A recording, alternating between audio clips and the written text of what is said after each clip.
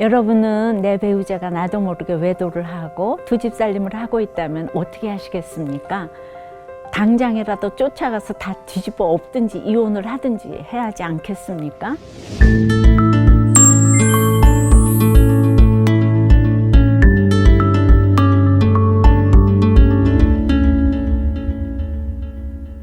교회에서 성경에 손을 얹고 결혼을 해도 부부가 온전히 한 몸으로 연합하기가 참 힘듭니다.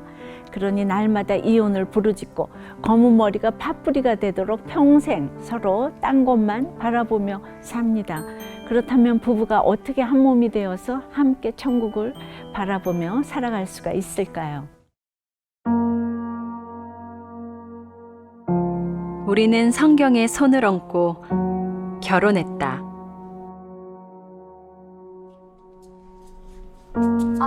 아이고 자기야, 이리 나와. 내가 할게. 아이고 자기야, 이런 거 있으면 나 시키라니까. 우리 자기 솔몸도 아니면서. 이 정도는 나도 할 수 있는데. 그래도 우리 아들 혹시나 걱정이 되니까 그러죠. 우리 아들 잘 있어요? 아들이 그렇게 좋냐? 맨날 아들 아주. 그럼 얘가 우리 집 대를 이을 녀석인데 안 이쁘겠어요? 알았어요. 알았어. 늦겠다. 얼른 출근하세요. 오늘 환자가 별로 없어서 일찍 들어올 거야. 내가 들어와서 또 도와줄 테니까 푹 쉬고 있어. 아무것도 하지 말고, 알았지? 무슨 의사가 환자보다 내 걱정을 더 하냐? 아니지. 아들 걱정인가? 나 이래봬도 병원장이야. 당신 케어, 환자 케어 둘 다 잘하는 유능. 알았어요. 얼른 가세요. 알았어, 다녀올게. 네. 우린 행복하게 영원히 행복할 것만 같았다.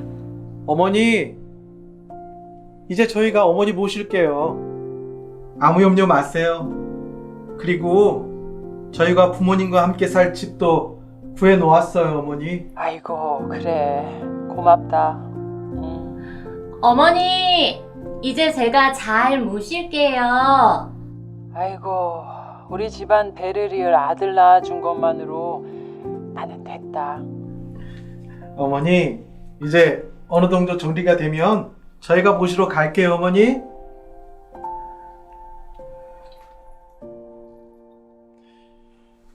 당신 정말 수고 많았어. 내 아들도 건강하게 낳아주고 우리 부모님도 모시고. 당신이 정말 최고야. 뭐 내가 당신 아들 낳아줬나? 내 아들이야, 내 아들. 난 당신하고 우리 아들 행복하게 살면 그걸로 만족해. 고마워.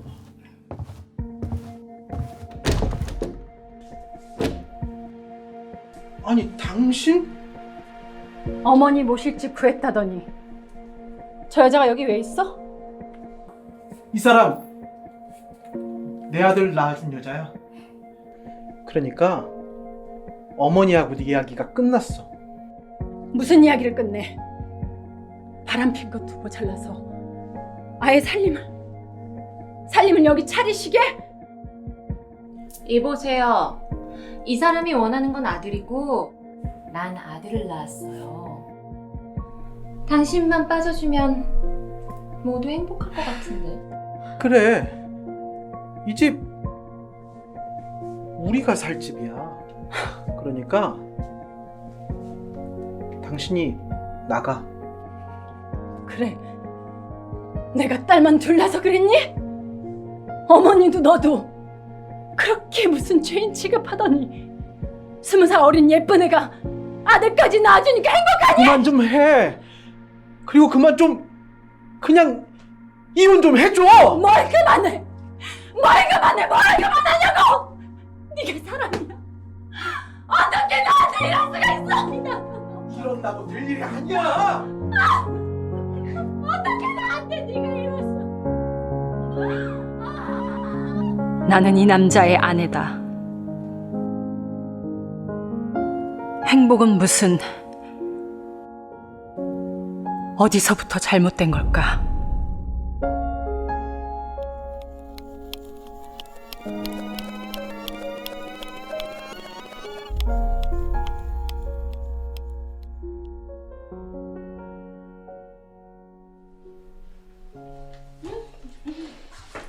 우리 공주님들 오늘도 화이팅! 엄마가 가방 다 챙겨놨으니까 학교 끝나면 바로 와. 자, 여기 영어학원, 수학학원, 그리고 첼로. 오늘도 우리 공주님들 화이팅! 생했다 와. 잘 먹겠습니다. 딸들 화이팅!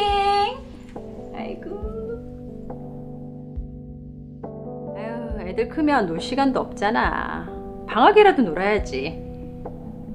이번에 크루즈로 뭐 플로리다랑 바하마 뭐 그 정도 둘 다 올려. 의사 남편 만나 두 딸을 낳고 쉴 틈 없이 자녀들을 학원에, 과외, 방학에는 해외여행까지 할 수 있는 모든 것을 해주었다.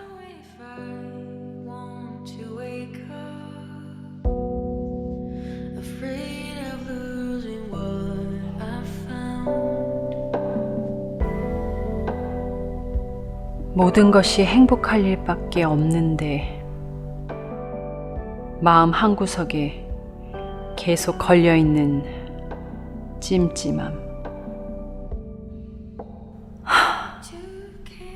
나는 곧 어딘가 모르게 나를 괴롭히는 찜찜함과 공허함의 원인을 만나게 되었다.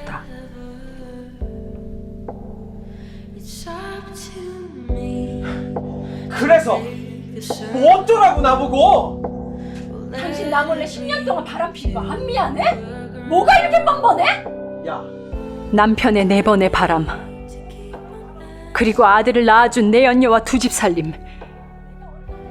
바람핀 남편이 잘못이지 내가 무슨 죄가 있냐며 하나님께 따졌고 영육이 말 그대로 피투성이가 되었다.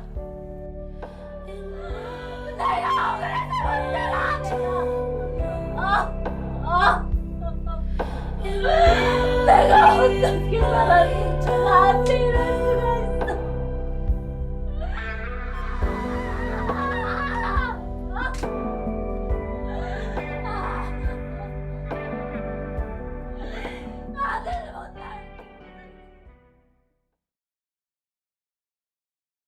드라마로 보셨다시피 오늘 이야기의 주인공인 이 집사님도 세상적으로 성공한 남자를 만나서 교회에서 성경에 손을 얹고 결혼을 했습니다. 그러나 결혼 후 남편은 4차례나 바람을 피우더니 결국 딴 여자와의 사이에서 아들을 낳고 딸만 둘 낳은 이 집사님을 내쫓으려 했습니다. 아들을 낳지 못했다는 이유로 마치 큰 죄나 지은 사람처럼 살아온 것만 해도 억울하고 서러운데 남편이 바람을 피우고 딴 여자로부터 아들까지 낳다니요. 특히나 시부모님 모시고 살려고 어렵사리 아파트까지 마련했는데 글쎄 입주하는 날 시부모님이 아들을 낳아준 여자와 그 아들을 데려왔으니 너는 이제 우리 집에 들어올 필요 없다고 하시더랍니다. 여러분 같으면 이럴 때 어떻게 하시겠어요? 그래, 니들끼리 잘 먹고 잘 살아라 하고 보따리 싸들고 그 집을 나오겠습니까? 근데 그럴 정신이라도 있겠습니까? 입에 거품을 물고 뒤로 자빠지지 않는 것만 해도 다행이지요. 이 여집사님 역시나 너무나 억울하고 분해서 심장이 막 터져버릴 것만 같았습니다. 그래서 처음에는 남편에게 달려들어 옷을 찢고 물바가지를 끼얹고 막 짐승처럼 난리를 쳤어요. 그랬더니 그 남편이 어찌했겠습니까? 오히려 더 빨리 떠나버리고 말았습니다. 부모님을 모신다는 명분 아래 남편이 그 새 집에 버젓이 들어가서 살기 시작했어요. 그리고 너무 힘든 이 아내 집사님이 이제 생각다 못해 이제 두 집 살림을 허락하는 대신에 교회를 오라고, 또 저녁 예배까지 드려야 한다고 했더니 이제 그 얘기를 듣고 월수금은 저쪽 집으로, 화목토는 이쪽 집으로 오갔습니다. 이 아내 집사님이 참다 못해 무슨 문제라도 제기하면 방귀 낀 사람이 먼저 성낸다고 남편은 버럭 화를 내며 싫으면 네가 나가라, 이런 상황을 못 참겠으면 이혼하자 했습니다. 처녀 시절에 7년을 넘게 쫓아다니며 결혼하자고 애걸복걸하던 남자도 결국 이렇습니다. 이런 대접을 받고 이 아내 집사님의 자존심이 얼마나 짓이겨졌겠습니까? 피투성이라도 살아있으라. 나에게 상처 준 남편 앞에서 어떻게 죽으면 잘못을 깨달을까? 남편이 가장 좋아하는 넥타이로 목을 매 죽으면 복수가 되는 걸까? 매일 죽을 생각만 하는 나에게 하나님께서 말씀하셨다. 다시 이르기를 피투성이라도 살아있으라. 주님은 날마다 살아야 될 이유를 하나씩 말씀으로 주시며 내 죄를 깨닫게 해주셨다. 주님, 하나님께서 주신 생명을 하찮게 여겨서 죄송합니다. 저는 1살 어린 남편을 무시했고 아이를 태하듯 훈계하며 야단쳤습니다. 그리고 오래전 셋째 아이를 임신했을 때 키울 수 없을 것 같아 낙태를 했습니다. 주님, 남편이 바람피고 다른 여자에게서 아이를 낳은 것은 다 제가 생명을 소중히 여기지 않고 남편을 무시한 저의 죄 때문입니다. 주님, 저를 용서해 주세요. 제가 생명을 소중히 여기지 않았습니다, 주님. 이런 저를 불쌍히 여겨주시고 피투성이라도 살아있으라 해주신 나는 공동체의 사랑으로 서서히 말씀으로 인생을 해석해가며 내 죄를 깨닫게 되었다. 그리고 더 이상 남편을 미워하지 않았다. 오히려 남편의 구원을 위해서 적용할 수 있는 힘을 얻게 되었다. 당신 왔어요? 밥은 잘 챙겨 먹고 다니죠? 응. 그렇지 뭐. 당신 가져가라고 옷 챙겨놨어요. 고마워. 여보, 매일 그쪽 집에 가도 좋아요. 저는 잘 지내고 있으니까요. 그게 무슨 소리야?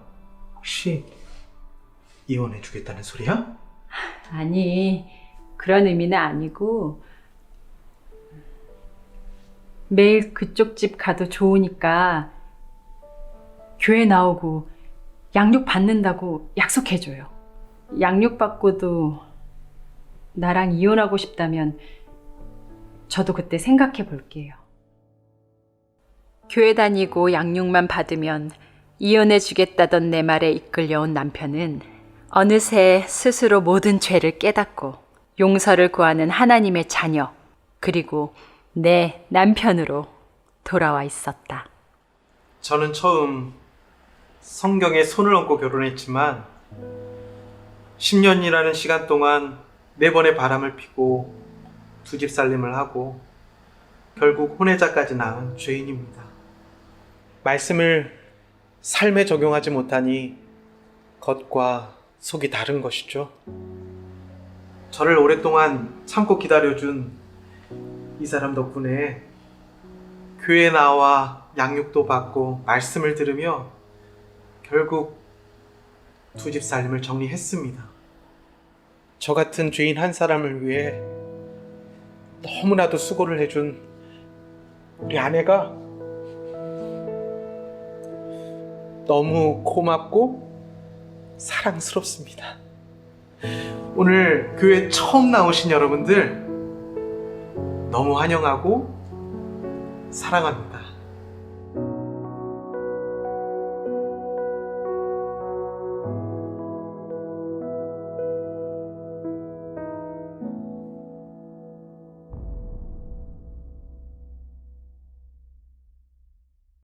참 사연도 가지가지죠.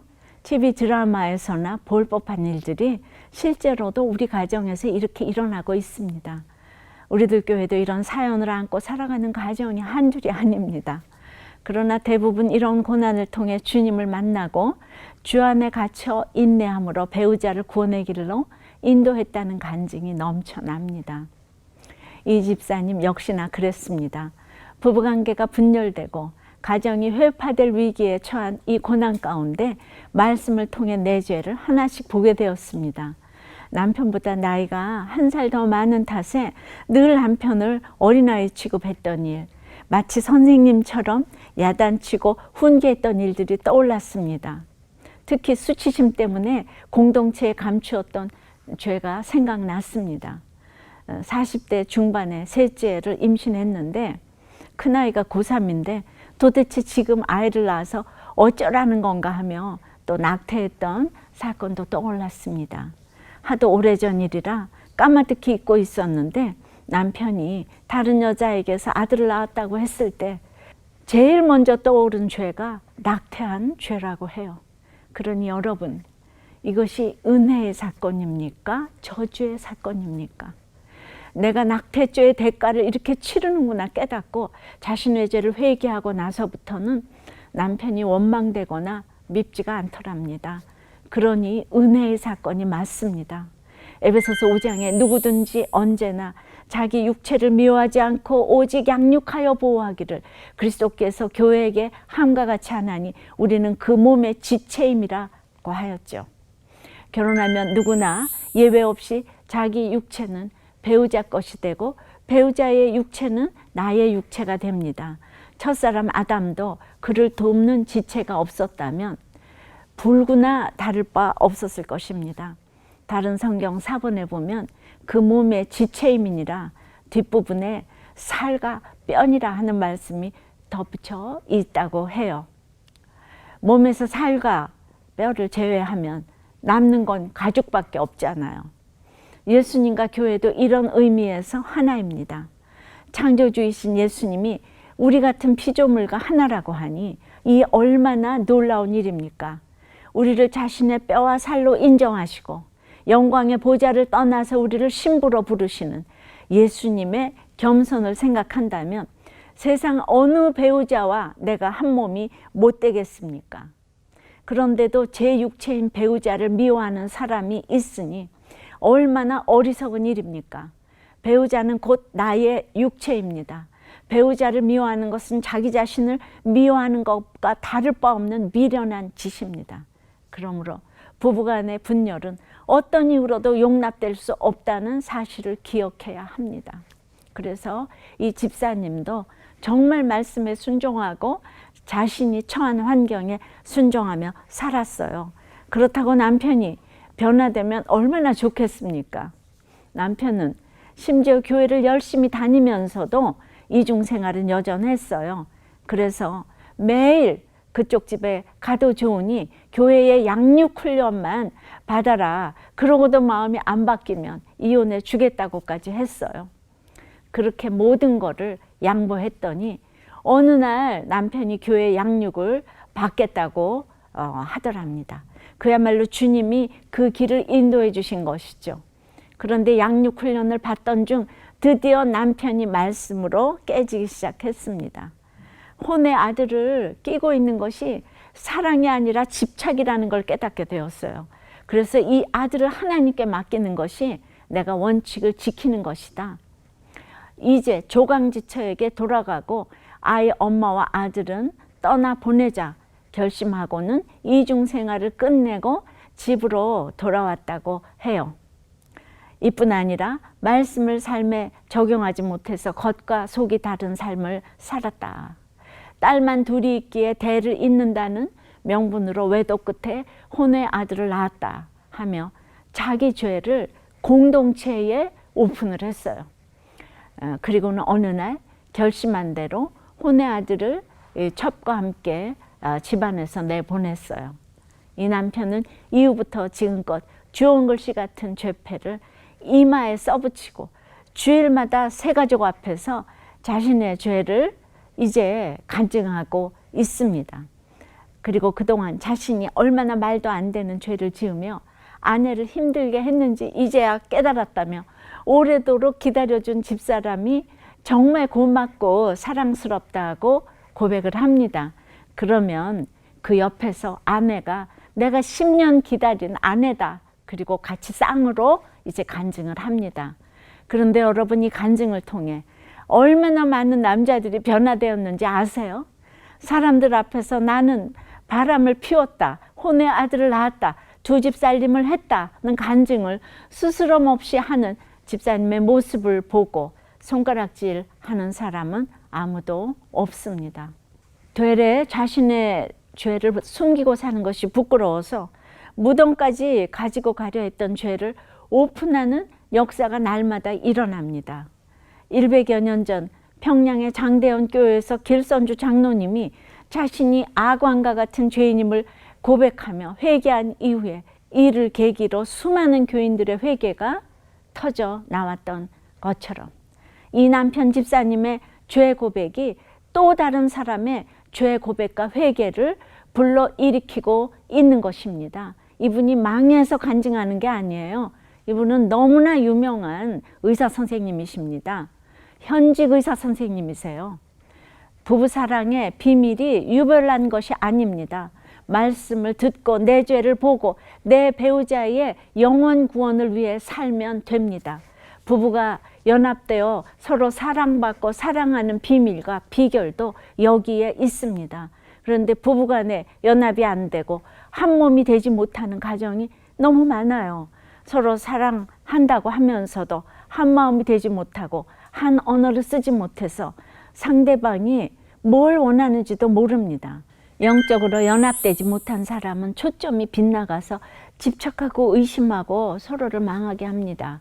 사탄의 사주를 받아서 환경을 탓하고 배우자를 탓하며 혈투를 벌입니다. 당신이 딸을 낳지 못하니 내가 아들을 낳으려고 바람 피우는 거지. 당신이 나를 안 돌보고 날마다 미친 듯이 일만 하니까 내가 딴 남자를 만나는 거야. 당신이 부도냈으니 나도 내가 길 갈 거야. 이렇게 사탄의 사주를 받아서 늘 상대방을 탓합니다. 이럴 때 우리가 흔히 유혹되기 쉬운 말은 해결책이 없어. 이혼만이 유일한 답이고 탈출구야 하는 것입니다. 사람들은 이 유혹에 끊임없이 고민하다가 마침내 이것을 수용하고 그대로 따르게 됩니다. 이젠 지겨워. 우린 끝났어. 죽는 것보다는 나아. 이런 말을 너무 쉽게 합니다. 끝이야 하면서 심지어 목숨을 끊기도 하죠. 그러나 이것은 모두 함정입니다. 부부 가운데 있는 사탄의 세력을 인식하지 못한 채 배우자나 자신을 비난하는 데 모든 초점을 맞춥니다. 그러므로 우리는 그 배후에 있는 사탄의 존재를 볼 수 있어야 합니다. 이 사탄과의 전쟁에서 승리하려면 부부가 연합되어 같은 말씀을 듣고 묵상하는 것이 꼭 필요합니다. 주일 설교를 듣고 부부가 함께 나누고 물어보고 그 말씀으로 같이 기도를 할 때 능력이 나타납니다. 매일 같은 말씀으로 큐티를 하며 일주일 내내 서로 대화할 거리가 생기게 하셔야 합니다. 큐티하며 내 죄만 보게 되면 생각만 해도 짜증나는 배우자가 아니라 곁에 있어도 보고 싶고 마주보고 있어도 보고 싶은 배우자가 됩니다.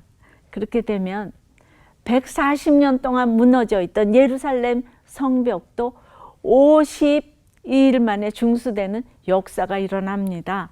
도저히 사랑할 수 없는 남편, 아무리 애써도 사랑하기 힘든 아내가 있다 해도 내가 받은 그리스도의 온전한 사랑을 기억하고 그 사랑으로 내 배우자를 대하면 이런 역사가 일어납니다.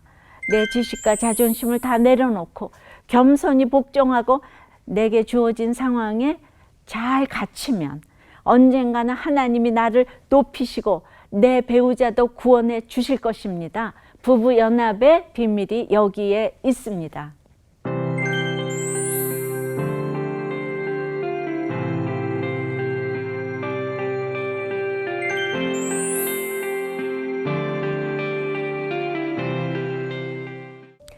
내 배우자와 한 몸이 되고 연합하기 위해 내가 먼저 내려놓아야 할 나의 부족함, 나의 연약함은 무엇입니까?